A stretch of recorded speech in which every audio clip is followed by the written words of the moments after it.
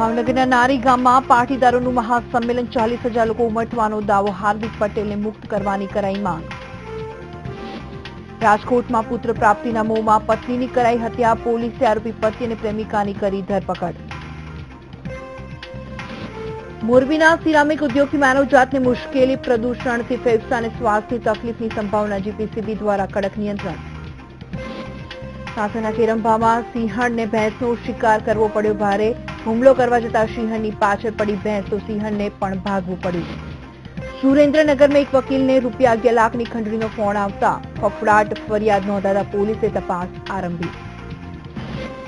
સૌરાષ્ટ્રમાં પર્યાવરણ દિવસની ઉજવણી. રાજકોટ પોરબંદરમાં હાથ ધરાયું સફાઈ અભિયાન. સુરેન્દ્રનગરમાં વૃક્ષોની કરાઈ વાવણી.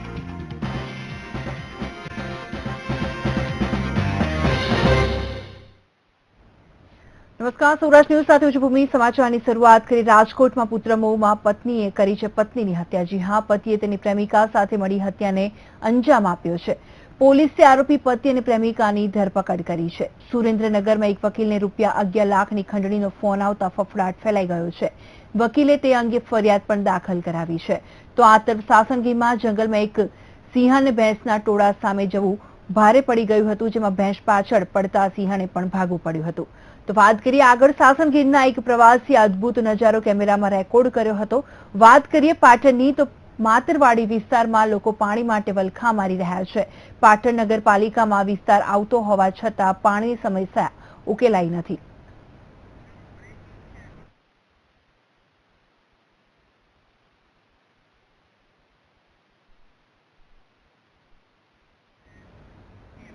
પૂર્ણ સમાચારની તો મહત્વના સમાચાર સામે આવી રહ્યા છે. ગીરથી તો ગીરમાં ડૂબવાની ઘટના પ્રકાશમાં આવી છે. ગીર સોમનાથની આ ઘટના છે.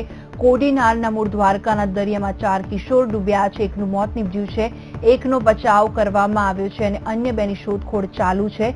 ગીર સોમનાથની આ ઘટના છે. કોડીનારના મૂળ દ્વારકાના દરિયામાં 4 કિશોર ડૂબ્યા છે. એકનું મોત નીપજ્યું છે, એકનો બચાવ કરવામાં આવ્યો છે, અન્ય 2ની શોધખોળ શરૂ કરવામાં આવી છે. ગીર સોમનાથમાં કોડીનારના મૂળ દ્વારકા દરિયામાં 4 કિશોર ડૂબ્યા છે. આ અંગે વધુ માહિતી આપવા માટે જોડી ગયા છે મારા સંવાદદાતા રોહિત. રોહિત, જણાવો શું અપડેટ છે અંગે હાલ? જો ખાસ કરીને વાત કરવામાં હવે તો કોડીનાથી 5 કિલોમીટર દૂર મૂળ દ્વારકા આવેલું છે. ત્યાંના દરિયા કિનારે 5 બાળકો નાહવા માટે ગયા હતા અને આ દરિયાની અંદર કેસ હોવાના કારણે તે બાળકો ડૂબી ગયા છે. એકનો બચાવ થયો છે તો 4 બાળકો ડૂબી ગયા છે. 3ની હજી શોધખોળ ચાલુ છે અને એક બાળકનું મોત નીપજ્યું છે. આભાર રોહિત.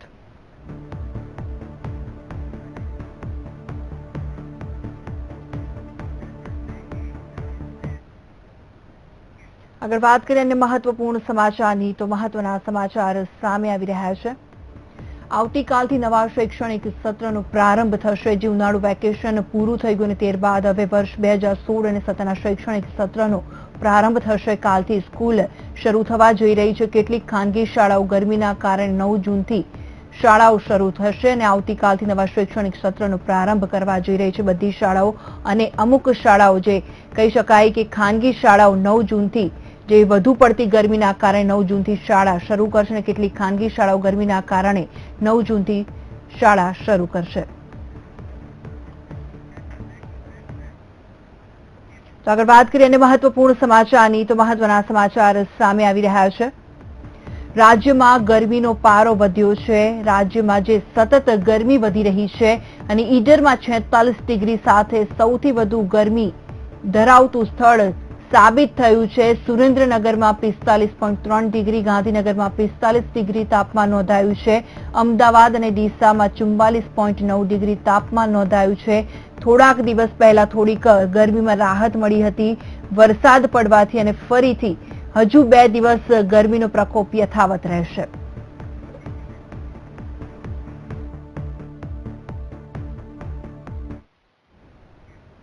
તો ભાવનગરના નારી ગામે પાટીદાર મહાસંમેલનનો પ્રારંભ થયો છે. તો આ સાથે જ પાટીદાર અગ્રણીઓ પણ મહાસંમેલનમાં હાજર રહ્યા હતા. ખાસ કરીને આ કાર્યક્રમમાં પાસના કન્વીનર લલિત વસોયા, બાબુભાઈ માંગુકિયા સહિત અનેક પાટીદાર સમાજના અગ્રણીઓ હાજરી આપી હતી. આ સાથે મહાઆરતી અને મહાપ્રસાદના કાર્યક્રમમાં રાજકોટ સહિત સૌરાષ્ટ્રના અનેક શહેરોમાંથી લોકોએ હાજરી આપી હતી અને આ સંમેલનમાં પાટીદાર મહિલાઓની પણ હાજરી જોવા મળી હતી. ઉલ્લેખનીય છે કે પાટીદાર સમાજના સંમેલનમાં ખાસ કરીને અનામત આંદોલનની આગળની રણનીતિ તેમજ હાર્દિક પટેલને જેલમુક્ત કરાવવા અંગે પણ ચર્ચા કરાશે. તો આ સાથે ફરી પાટીદાર પાવર પાર્ટ 3નું સ્વરૂપ ભાવનગરમાં જોવા મળ્યું હતું.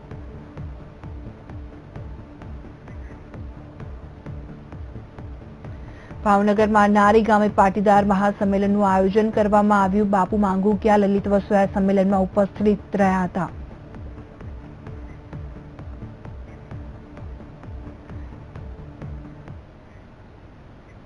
તો હવે વાત રાજકોટની. તો રાજકોટ શહેરમાં ગમે તે દિવસ હોય કે ગમે તે તહેવાર હોય, પરંતુ હત્યાનો સિલસિલો ચાલુ જ રહે છે.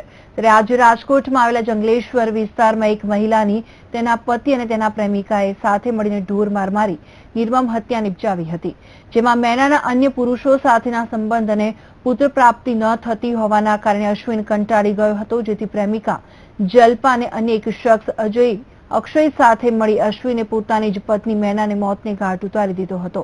ત્યારબાદ પતિએ એવી ખોટી સ્ટોરી ઊભી કરી હતી કે તેની પત્નીનું પડી જવાથી મૃત્યુ થયું છે, પરંતુ પોલીસને મહિલાના શરીર પર ઈજાના નિશાન મળી આવતા સમગ્ર ભાંડો ફૂટી ગયો હતો અને પોલીસે હત્યાનો ગુનો નોંધી મહિલાના પતિ અને તેની પ્રેમિકા અને મદદ કરનાર અન્ય એક શખ્સને ઝડપી લઈ તેની સામે કાયદેસરની કાર્યવાહી હાથ ધરી છે.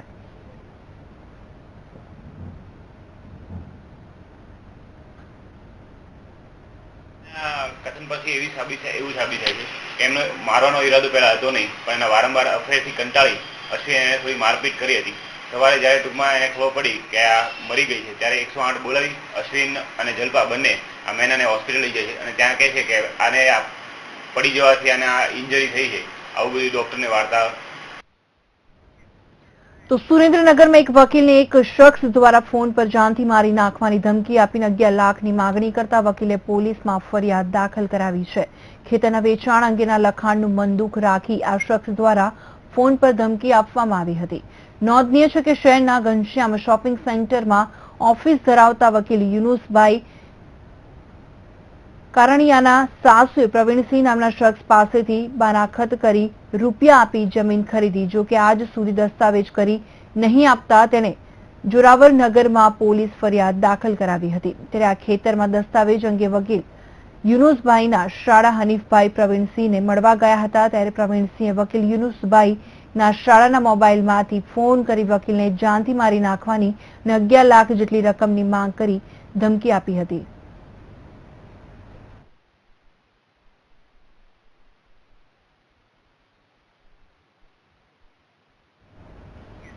ગીરના જંગલમાં દુર્લભ દ્રશ્યો કેમેરામાં કેદ થયા છે, જેમાં જંગલમાં રાજા ગણાતા સિંહ પાછળ ભેંસ પડતા રાજાને ભાગી જવું પડ્યું હતું. સામાન્ય રીતે સિંહનો ખોરાક ભેંસ હોવાથી સિંહને જોઈ ભેંસ નાસી જાય છે, પરંતુ આનાથી સાવ ઉલટું બન્યું હતું. સાસણના કિરંભામાં ભેંસનો શિકાર કરવા માટે સિંહણ તેઓ તરફ ધસી ગઈ હતી. જો કે ભેંસોના ટોળા જોઈ સિંહણ પરત જંગલમાં જતી રહી હતી. આ ઘટના સાસણગીરમાં ફરવા આવેલા પ્રવાસીઓ કેમેરામાં કેદ કરી હતી. આ પ્રકારના દ્રશ્યો ગીરમાં સામાન્ય હશે, પરંતુ પ્રથમ વખત આ દ્રશ્યો કેમેરામાં કેદ થયા છે. આજે દ્રશ્યો જોઈ રહ્યા છો તે ગીર સોમનાથમાં છે, જે સિંહણ જે કહી શકાય કે વનનો રાજા ગણાય છે અને સિંહ જ્યારે શિકાર કરે છે અને આમાં જે સાવ ઉલટું બન્યું છે કે ભેંસ તેમની સામે દોડી હતી અને સિંહણને ત્યાંથી નાસી ભાગવું પડ્યું હતું, વનરાજને ત્યાંથી ભાગવું પડ્યું હતું અને આ જે તસવીર છે તે કેમેરામાં કેદ થઈ ગઈ હતી. અને સાસણના ખેરંભાની આ ઘટના છે. સાસણના ખેરંભામાં ભેંસનો શિકાર કરવા માટે સિંહણ તેઓ તરફ ધસી ગઈ હતી. જો કે ભેંસના ટોળાને જોઈને સિંહણ પરત જંગલમાં જતી રહી હતી. આ ઘટના સાસણગીરમાં ફરવા આવેલા પ્રવાસીઓ કેમેરામાં કેદ કરી હતી અને આ પ્રકારના દ્રશ્યો ગીરમાં સામાન્ય હશે, પરંતુ પ્રથમ વખત આ દ્રશ્યો કેમેરામાં કેદ થયા છે.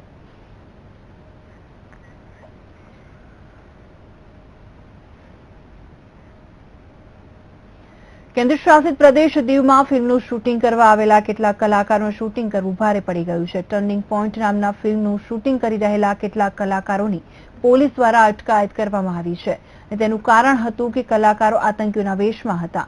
દીવના નાગવા એરપોર્ટ રોડ પર આ શૂટિંગ ચાલી રહ્યું હતું, જેમાં મિની ટેમ્પોની છત પર 3 કલાકારો આતંકીઓ બનીને ખુલ્લેઆમ હથિયારો લઈને જતા હતા. આવા દ્રશ્યો જોતા જિલ્લા કોંગ્રેસ પ્રમુખે તરત જ પોલીસને જાણ કરી. જિલ્લા કોંગ્રેસ પ્રમુખને ફિલ્મનું શૂટિંગ ચાલુ રહ્યું હોવાની જાણ ન હતી.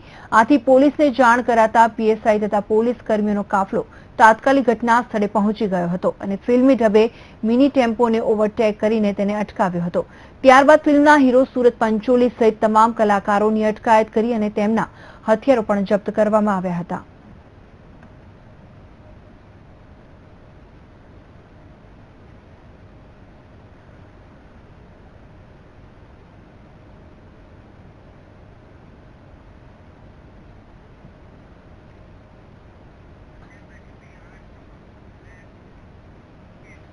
મોરબીની એક કંપની દ્વારા એક વેબ પોર્ટલ લોન્ચ કરવામાં આવ્યું છે અને ceramicworld.com નામના આ વેબ પોર્ટલનું કંપની દ્વારા લોન્ચિંગ કરવામાં આવ્યું છે, જેની મદદથી વિશ્વમાં કોઈ પણ ખૂણેથી કોઈ પણ વ્યક્તિ પોતાની પસંદગીની સિરામિક ટાઇલ્સ ઘરે બેઠા પસંદ કરી શકશે. આ વેબ પોર્ટલ લોન્ચિંગને લઈને મોરબીના એક સમારોહનું આયોજન કરવામાં આવ્યું હતું, જેમાં મોરબી સિરામિક એસોસિએશનના પ્રમુખ નિલેશભાઈ જેતપરિયા સહિત અનેક ઉદ્યોગપતિઓ હાજર રહ્યા હતા. ગ્રાહકોને સરળતાથી અને યોગ્ય ભાવે સિરામિક પ્રોડક્ટ મળી રહે તે હેતુથી ઉપરાંત ટેકનોલોજી સાથે કદમ મિલાવવા આ વેબ પોર્ટલનું લોન્ચિંગ કરવામાં આવ્યું છે.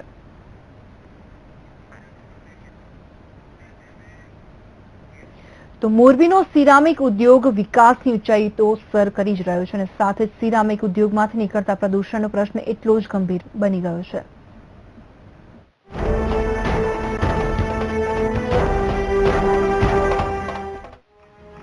મોરબી વાંકાનેર હાઈવે પર આશરે 700 જેટલા સિરામિક એકમો ધમધમે છે. સિરામિક યુનિટોને કારણે મોટા પ્રમાણમાં એર પોલ્યુશન ફેલાઈ રહ્યું છે.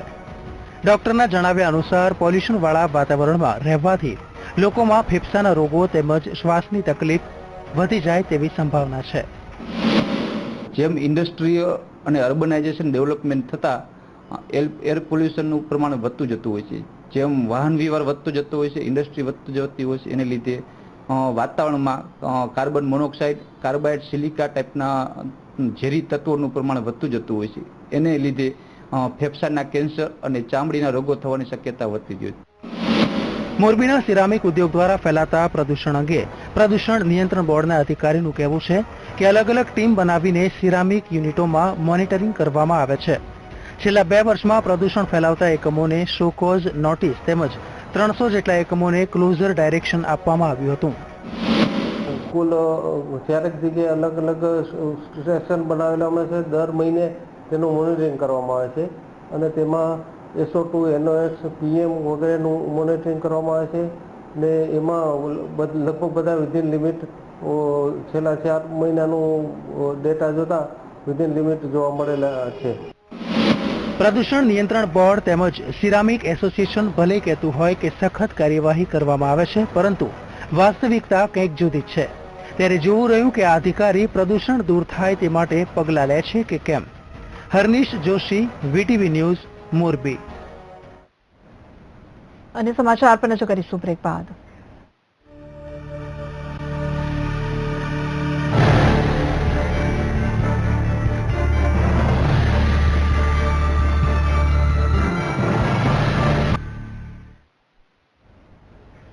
બ્રેક બાદ આગળ વાત કરીએ તો એક તરફ રાજ્યમાં ગરમીનો પારો આસમાને પહોંચ્યો છે તો બીજી તરફ રાજ્યમાં મોટા ભાગની વસ્તી પાણી માટે વલખા મારી રહી છે.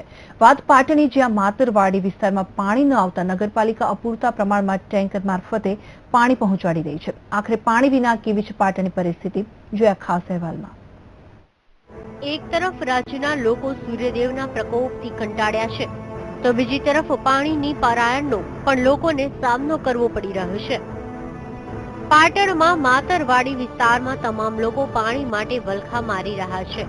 આ બાબતે તેમણે પાલિકાની રજૂઆત કરી, તેમ છતાં કોઈ પગલાં લેવામાં ન આવતા માણસોની સાથે સાથે પ્રાણીઓને પણ પાણી માટે વલખા મારવા પડે તેવી પરિસ્થિતિ સર્જાઈ છે. માતરવાડી ગામમાં 10 દિવસથી પાણીની સમસ્યા છે અને 10 દિવસથી બોર બંધ છે, પણ પાટણ નગરપાલિકામાં કેટલીક વાર રજૂઆતો કરી છે પણ કોઈ સાંભળતા નથી અને તત્વરે કોઈ નિકાલ કરતા નથી. માતરવાડી ગામમાં પશુઓ પાલન પર ગામ નભે છે. પશુઓને પણ પાણીની પૂરી સગવડ મળે, પણ પાણીની અત્યારે ઉનાળામાં જે પાણીની બહુ જરૂર હોય છે પણ કોઈ પાટણ નગરપાલિકા દ્વારા કોઈ રજૂઆત કરે છે પણ કોઈ સાંભળતા નથી. પાટણનો માતરવાડી વિસ્તાર પહેલા ગ્રામ પંચાયત હસ્તક હતો, પરંતુ વિકાસ થતા તેનો નગરપાલિકામાં સમાવેશ કરવામાં આવ્યો. આથી આ વિસ્તારની જવાબદારી પણ પાટણ નગરપાલિકાની થતી હોવા છતાં લોકોને પાયાની સુવિધા નથી મળતી. જોકે 10 દિવસ થયા હોવા છતાં આ વિસ્તારમાં બોરનું રિપેરિંગ કરવામાં ન આવતા આ વિસ્તારના લોકો ત્રાહિમામ પોકારી ઉઠ્યા છે. અને જે બોરમાંથી માટી હતી તે કાઢીને અને જે મોટર બદલવાની હતી તે બદલીને 8ના બદલે 6 ડાયાની મોટર નાખીને પાણીની જે તકલીફ હતી તેનું નિરાકરણ લાવી દીધેલ છે. પાટણમાં ઉનાળાની કાળઝાળ ગરમી વર્તાઈ રહી છે, ત્યારે સવાલ એ થાય છે કે શહેરના વિકાસની વાતો કરતા નગરપાલિકાનું ટેન્કર રાજ ક્યારે બંધ થશે એ જોવું રહ્યું. Harshad Pancholi, VTV news, Patan. તો જામનગરમાં મનપા દ્વારા 2 મહત્વના નિર્ણય લેવામાં આવ્યા છે, જેમાં શહેરમાંથી નીકળતા રોજના 100 ટન જેટલા કચરાનો આધુનિક ઢબે નિકાલ કરવો અને શહેરની નદીઓમાં ચેકડેમ બાંધવા તેવા મહત્વપૂર્ણ નિર્ણય લેવાયો છે. તે કચરાનો આધુનિક ઢબે નિકાલ કરી અને તેમાંથી વીજળી ઉત્પન્ન કરવામાં આવશે અને ડેમ બાંધવાથી શહેરીજનોને ફાયદો થશે. જેમાં અમદાવાદની એક ખાનગી પાર્ટીને વેસ્ટ ટુ એનર્જી પોલિસી અન્વયે સોલિડ વેસ્ટમાંથી વીજળી ઉત્પન્ન કરવા અને કચરાના નિકાલ માટેનો કોન્ટ્રાક્ટ 15 વર્ષ માટે આપવામાં આવ્યો છે. અને આ યોજનાનું 2 વર્ષમાં અમલીકરણ થતાની સાથે જ મનપાને 1.5 કરોડ જેવી આવક પણ થશે.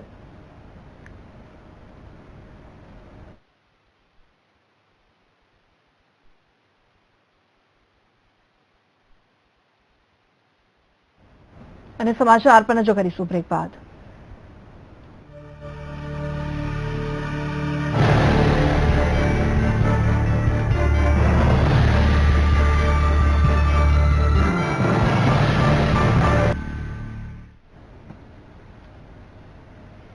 બ્રેક બાદ આગળ વાત કરીએ તો સુરેન્દ્રનગરમાં દુધરેજ નગરપાલિકા દ્વારા પર્યાવરણ દિવસની ઉજવણી કરવામાં આવી હતી. અહીં નગરપાલિકા દ્વારા નવતર પ્રયોગ હાથ ધરવામાં આવ્યો છે. સુરેન્દ્રનગર, વઢવાણ, જોરાવનગર સહિતના નાગરિકો હવે એક SMS દ્વારા વૃક્ષનો છોડ મેળવી શકશે. તો આ સાથે જ શહેરના ટાગોર બાગની સફાઈ અને શહેરીજનોને વિવિધ પ્રકારના વૃક્ષોનું વૃક્ષારોપણ કરવામાં આવ્યું હતું.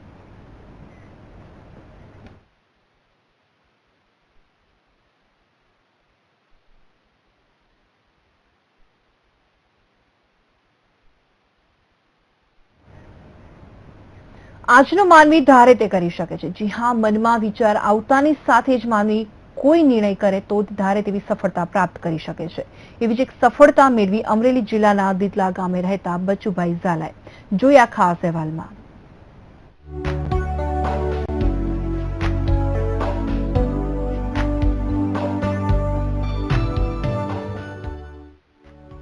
આ છે એક પ્રગતિશીલ ખેડૂત જે અમરેલી જિલ્લાના સાવરકુંડલા તાલુકાના દીતલા ગામના રહેવાસી બચુભાઈ ઝાલા છે. અલગ રીતે પોતાના કામની ઈચ્છા ધરાવતા બચુભાઈએ સમગ્ર જિલ્લામાં એક અનોખી પહેલ કરી છે. બચુભાઈએ તેમના ખેતરમાં વાવ્યા છે ઠળિયા વગરના જાંબુ. જી હા, તમે સામાન્ય રીતે બજારમાં મળતા જાંબુ કદમાં નાના જોયા હશે અને એ પણ ઠળિયાવાળા, પરંતુ બચુભાઈની વાડીમાં થાય છે તે કદમાં મોટા છે અને ઠળિયા વગરના છે. શું છે જાંબુની વિશેષતા? ક્યાં થાય છે સીડલેસ જાંબુનો ઉપયોગ? આ જાંબુમાં ઠળિયા નથી હોતા અને ખાવામાં ખૂબ જ મીઠા છે. લોકો તેમના જાંબુને દૂર સુધી લઈ જાય છે. બચુભાઈને અહીં દીતલા ગામમાં જાંબુવાળા બાપા તરીકે સૌ કોઈ ઓળખે છે. બચુભાઈની કોઠા સૂઝને કારણે તેમણે ફળોની અનેક ખેતી કરીને અનેક સન્માનપત્રો પણ પ્રાપ્ત કર્યા છે. એટલું જ નહીં, બચુભાઈને વડાપ્રધાન નરેન્દ્ર મોદી તરફથી પણ પ્રમાણપત્ર મળ્યું છે. બચુભાઈ દરેકને આ ઠળિયા વગરના જાંબુની ખેતી કઈ રીતે કરવી તેની યોગ્ય માહિતી પણ આપે છે. તો મેં આવીને ખરેખર જોયું તો રાવણાની બહુ સારી જાત છે. બી વિનાના રાવણા છે અને મને પણ શોખ છે એનો રાવણા કરવાનો. એમ કેરીની જાતું પણ ઘણી છે, અહીં નોખી નોખી વેરાયટી, બહુ સારું છે. મેં રાવણા વાવ્યા અને 10 વર્ષ થયા અને 3જા વર્ષથી ફાલ ચાલુ છે અને એક રાવણાની અંદર મને 10,000 રૂપિયા મળે છે અને એની કલમું પણ હું બનાવું છું, રોપા પણ બનાવું છું અને લોકો લઈ જાય છે આનું વાવેતર શેઢે પાળે કરવાથી ઉત્પન્ન ઘણું સારું આવે છે. નવાઈની વાત તો એ છે કે બચુભાઈના જાંબુ દેશ વિદેશમાં પણ જાય છે અને લોકો આ જાંબુ ઔષધિ તરીકે પણ ઉપયોગ કરે છે. કેતન બગડા, VTV, અમરેલી. તો આ સાથે સમાચારમાં હાલ બસ આટલું. રજા આપશો. નમસ્કાર.